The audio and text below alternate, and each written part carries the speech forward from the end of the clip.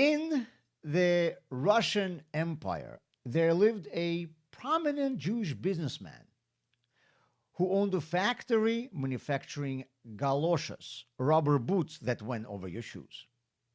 He was a chassid of Lubavitch Rebbe, Rebbe Rashab, and often came to him for advice and blessings. When you run a large enterprise, your job can start monopolizing your time and attention and begin to squeeze everything else out of your life. Apparently, Reb Rashab noticed that this is exactly what was happening with his disciple. The Rebbe told him, I often met people whose feet were in galoshes, but this is the first time I see a man whose head is in galoshes. I remember this famous Hasidic story in connection with what was happening in my own life recently. In our synagogue, the plumbing needed to be changed, and due to a complex set of circumstances, our bathroom turned out to be very unique, for which it was very difficult to find the right toilet suitable for practical reasons and, most importantly, meeting all of the code requirements. The choice of this toilet, in turn, would also determine the type of other components in our restroom because they all had to be installed in combination. Initially, when this project began, I was the one to learn all the requirements and deal with all the details. My head was spinning from all of these technicalities, but I already had all of them in my head, and I couldn't even imagine to start explaining it to someone else.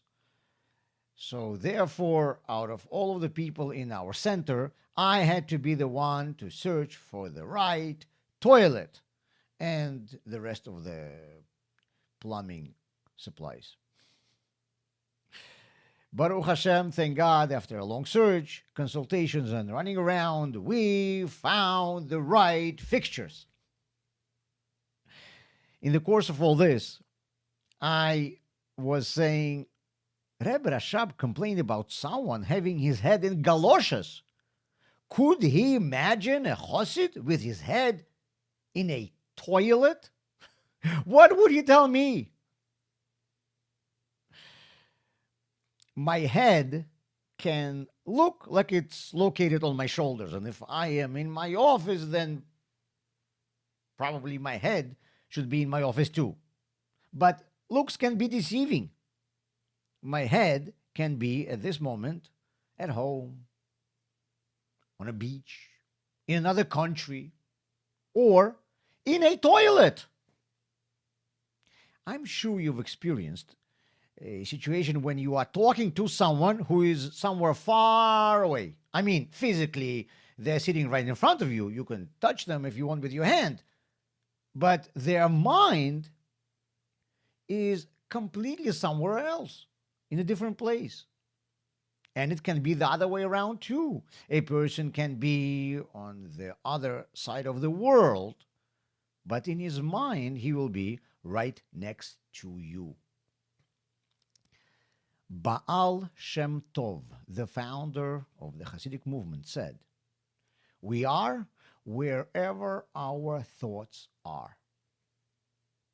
Let's try to be only in good places." Yeah, and don't stick your head into a toilet.